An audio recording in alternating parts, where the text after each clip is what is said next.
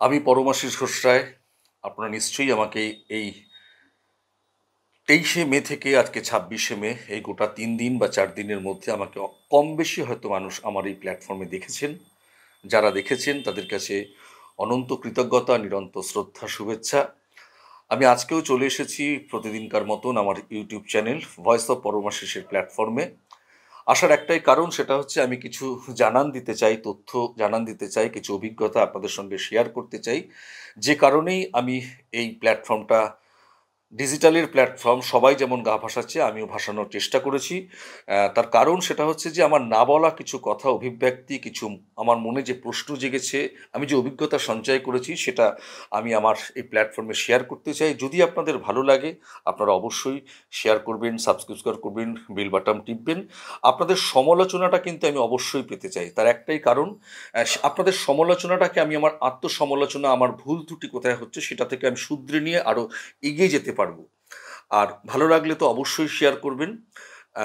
মন্তব্য করবেন। আপনাদের মন্তব্য, মতামত আমাকে আরও হয়তো আমাকে প্রাজ্ঞ করবে, আরও শিক্ষিত করে তুলবে এই প্ল্যাটফর্মে কাজ করার জন্য। ডিজিটাল মিডিয়ায় আমার সেই অর্থে খুব যে ভালো অভিজ্ঞতা আছে তা কিন্তু নয়। তবু আমি সাহস করে সবাই যখন খুলছে আমি চেষ্টা করছি। আমি ২ দশকেরও বেশি সংবাদ মাধ্যমের সঙ্গে যুক্ত। সেই জায়গা থেকে আমার অনেক অভিজ্ঞতা আমি সঞ্চয় করেছি। আজকে যে বিষয়টি নিয়ে আলোচনা করব, আমি ২৩শে মে যখন ওপেন করেছিলাম, ২৩শে মে, ২৪শে মে হয়তো আমি করতে পারিনি, ২৫ এবং ২৬ আজকে নিয়ে ৩ দিন। আজকে যে বিষয়টি আমি আলোচনা করব, যে ভারতবর্ষে চলমান যে পরিস্থিতি চলছে, ভারত পাকিস্তান সম্পর্ক, আমাদের প্রতিবেশী রাষ্ট্র ডিস্টার্ব, ভারতে একটা বড় ২২শে এপ্রিল সন্ত্রাসবাদ হয়ে গেছে। ভারত সরকার যথোপযুক্ত, ভারতীয় সেনাবাহিনী, দেশের বিরোধী দল, সরকার একেবারে সকলে একমত হয়ে কিন্তু সেই সন্ত্রাসবাদের মোকাবিলায় কিন্তু তারা প্রত্যুত্তর করেছে, মাঠে নেমেছে। এবং এই মুহূর্তে আমাদের দেশের সর্বদলীয় সাংসদরা কিন্তু পৃথিবীর বিভিন্ন দেশে তারা কিন্তু সফর করছেন এই সন্ত্রাসবাদের বিরুদ্ধে ভারতের কি অবস্থান, এইসব বিষয়গুলো জানান দিতে। তো আজকে যে বিষয়টি আমি আলোচনা করব, এরই মাঝে কিন্তু মানে একটা জানবেন, একটা অসময়ে কিন্তু কোনো একটা কুচক্রী, কোনো একটা মানে ধান্দাবাজে লোকেরা কিন্তু সুযোগ নেওয়ার চেষ্টা করে। এই মুহূর্তে গত ১ সপ্তাহে যা সমীক্ষা রিপোর্ট বা সরকারিভাবে যেটা জানা যাচ্ছে, হঠাৎ করে কিন্তু ২০১৯-এর মে মাসে যে প্রথম চীনে যে করোনার প্রাদুর্ভাব হয়েছিল, সেই প্রাদুর্ভাব কিন্তু ১৯ পেরিয়ে ২০ এবং ২১-এর মাঝামাঝি, ২০ সালটাতে একেবারে ভয়ঙ্কর পরিস্থিতি হয়েছিল গোটা বিশ্বের সঙ্গে। ভারতবর্ষ আমরা জানি বহু মানুষ কর্মচ্যুত হয়েছিলেন, কাজ হারিয়েছিলেন লকডাউনের কারণে, সেটা আপনারা জানেন। সেই পরিস্থিতিতে আমি খুব কাছ থেকে সেই সময় আমি প্রতিদিন কাজে বেরোতে হয়েছে, যেহেতু আমি সংবাদ মাধ্যমের কর্মী। বহু মানুষের সঙ্গে মিট করেছি, মানুষের কাছে গেছি, হাসপাতালে গেছি, রোগীদের ইন্টারভিউ করেছি। বিধিনিষেধ যা ছিল সরকারিভাবে, যে সাবধানতা, সচেতনতা নেওয়ার দরকার ছিল, সবটাই কিন্তু করেছি। সব কিছু করার পর আমার কিন্তু করোনা হয়নি। তার কারণ, আমি সমস্ত সতর্ক, চিকিৎসকদের যে পরামর্শ ছিল, সেই বিধিনিষেধ কিন্তু যা ছিল সবটা মেনটেন করেছি। এবং পাশাপাশি সাবধানে থাকার চেষ্টা করেছি। সাবধানে থাকলে মানে যে আমি কাজে যাব না তা তো নয়, কিন্তু যা যা বিধিনিষেধ ছিল, যেভাবে চলতে বলা হয়েছিল, চিকিৎসকরা যে পরামর্শ দিয়েছিল, সরকারিভাবে স্বাস্থ্যবিধি যেভাবে মানতে বলা হয়েছিল, সেই সব মেনেও কিন্তু যদিও আমি টিকা নিয়েছিলাম ৩ বার, আমার কিন্তু করোনা হয়নি। যদিও আমার এক বন্ধুর হয়েছিলেন, সে বাড়ি ফিরে আসার পর, আমাদেরই একজন সংবাদ মাধ্যমের কর্মী, সে পরবর্তী সময় কিন্তু মারা যান। কিন্তু সেই সময় আমি যেটা দেখেছি যে কালোবাজারি করোনা এই মুহূর্তে, আজকে ২৬শে মে ২০২৫, আজকের ডেট অনুযায়ী সরকারিভাবে যেটা জানা যাচ্ছে, গোটা ভারতে ২৬৬ জন, এবং গত ২৪ ঘন্টায় আজকে সকালের রিপোর্ট অনুযায়ী গোটা দেশে ৪৪ জন নতুন করে আক্রান্ত হয়েছে। এবং পশ্চিমবঙ্গে এখনো পর্যন্ত ১০ জন করোনায় আক্রান্ত। সেইটা যে খুব মারাত্মক কিছু তা না, যদিও তারা সরকারি বেসরকারি হাসপাতালে ভর্তি আছেন। ১৫ বছরের একজন কৃষক এবং একজন প্রসূতি মা, সে কিন্তু আক্রান্ত। চিকিৎসকরা বলছেন এই মুহূর্তে যা করোনার যে মাত্রা, সেই সেই করোনার যে মানে রুগী যে মানে যে মারা যাওয়ার মতন কিন্তু কিছু না। খুব এবং যারা টিকা নিয়েছেন সেই টিকা সব কটা যারা নিয়েছেন তাদের হয়তো কিছু হওয়ার কোনো চান্স নেই। যাদের কোনো যে কোনো রকমের যে যে উপসর্গ দেখা দিচ্ছে, সর্দি, জ্বর, পেট ব্যথা, দুর্বল, কাশি, তাদের কিন্তু বলা হচ্ছে চিকিৎসকদের পরামর্শ নিন, চিকিৎসকদের পরামর্শ নিন, আপনারা ভালো হয়ে যাবেন। অযথা প্যানিকই হবেন না। এই কথাটা কেন বলছি, যে করোনার নামে কালো বাজারিদের কি আবার কোনো পথ করে দেওয়ার সুযোগ করে দেওয়া হচ্ছে? একটা পরিসংখ্যান বলছি যে লকডাউনের সেই সময় কিন্তু কয়েক লক্ষ লক্ষ মানুষ কাজ হারায়, ছোটোখাটো সমস্ত ব্যবসা বাণিজ্য থেমে গেছিল। এই সময় কিন্তু কালোবাজারিরা মহামারীর এই সুযোগ নিয়ে নিত্য প্রয়োজনীয় জিনিসের দাম 5 টাকাকে 50 টাকায় বিক্রি করেছে।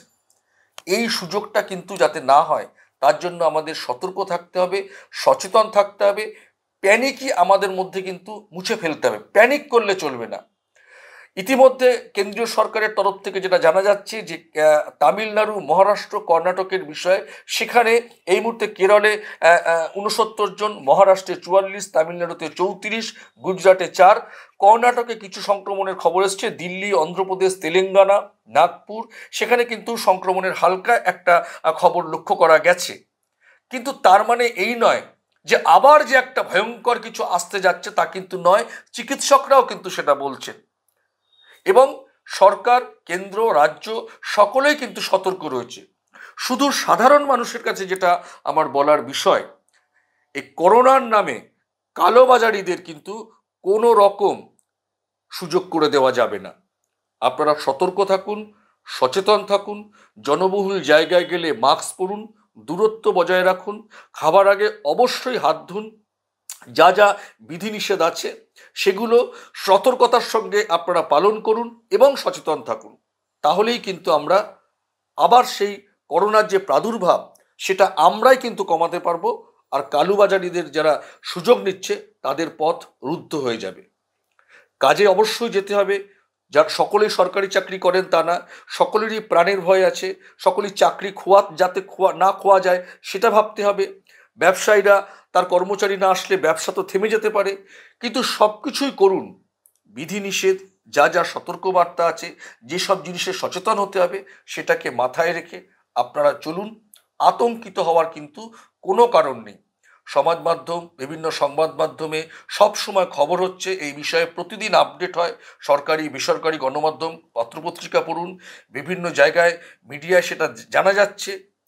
অকারণে কিন্তু যে একটা মিডিয়া কিন্তু একটা টিআরপি বানানোর জন্য আবার করোনা, অমুক তমুক, হ্যান ত্যান, আগড়াম বাগড়াম, হ্যাঁ এই মাত্রা বেড়ে গেছে, এই আবার আবার লকডাউন হতে পারে, এসবে অনেকে টিআরপি বাড়ানোর জন্য অনেক বাড়িয়ে বাড়িয়ে বলবে। কিন্তু শান্ত থেকে সঠিক তথ্য গ্রহণ করুন, কোনো অসুবিধে নেই, চিকিৎসকের পরামর্শ নিন। আপনি সব কিছু এখন হাতে একটা সেলফোন থাকলে সব কিছু কিন্তু তথ্য খুঁজে পাওয়া যায়, সেগুলো সার্চ করুন। চিকিৎসকদের কাছে যাওয়ার পয়সা না থাকলে এখনো অনেক সরকারি ছোট ছোট ক্লিনিক হয়েছে, রাজ্যে হয়েছে, অন্যান্য রাজ্যে হয়েছে, সব জায়গায় হয়েছে, সেখানে পরামর্শ নিন। পয়সাই যে খরচা করতে হবে এমন কোনো কারণ নেই। কিন্তু একটা জিনিস মাথায় রাখতে হবে আমাদের, করোনার নামে অকারণ প্যানিকই নয়। তাহলেই কিন্তু সুযোগ সন্ধানীরা একেবারে নেকড়ের দৃষ্টিতে রয়েছে, কি করে কামাই করবে, 5 টাকার জিনিস 50 করে দেবে, কালোবাজারিদের কিন্তু রমরমা হবে। সেটা আপনারাও নিশ্চয়ই জানেন, কিন্তু আমি খুব কাছ থেকে দেখেছি। কাজে গেলেই যে করোনা হবে এমন কিন্তু ভাববার কোনো কারণ নেই। 2019 সালের মে মাস থেকে করোনা শেষ হয়ে যাওয়া পর্যন্ত আমি নিজে প্রতিদিন কাজে বেরিয়েছি, আমার কিন্তু করোনা হয়নি। আমি আমি আমি নিজে আমার উদাহরণ। সেই জন্য অকারণ প্যানিকি হবেন না। আজকে এইটুকুই আমার বলার ছিল। বিষয়টা আপনারা সকলেই সব কিছু জানেন, তবু আমি আমার অভিজ্ঞতাটার কথা বললাম। কালোবাজারিদের ঠেকাতে করোনা যেন আমাদের আঁকড়ে ধরতে না পারে। করোনার টেনশন, করোনার আতঙ্ক, করোনার প্রাদুর্ভাব, আমরা স্বাস্থ্যবিধি মেনে যেভাবে কেন্দ্রের সরকার, রাজ্যের সরকার এটাকে রোখার জন্য যে যে গাইডলাইনগুলো দিচ্ছে সেগুলো মানলেই কিন্তু করোনা আমাদের থেকে শত হাত দূরে থাকবে। নমস্কার, শুভরাত্রি।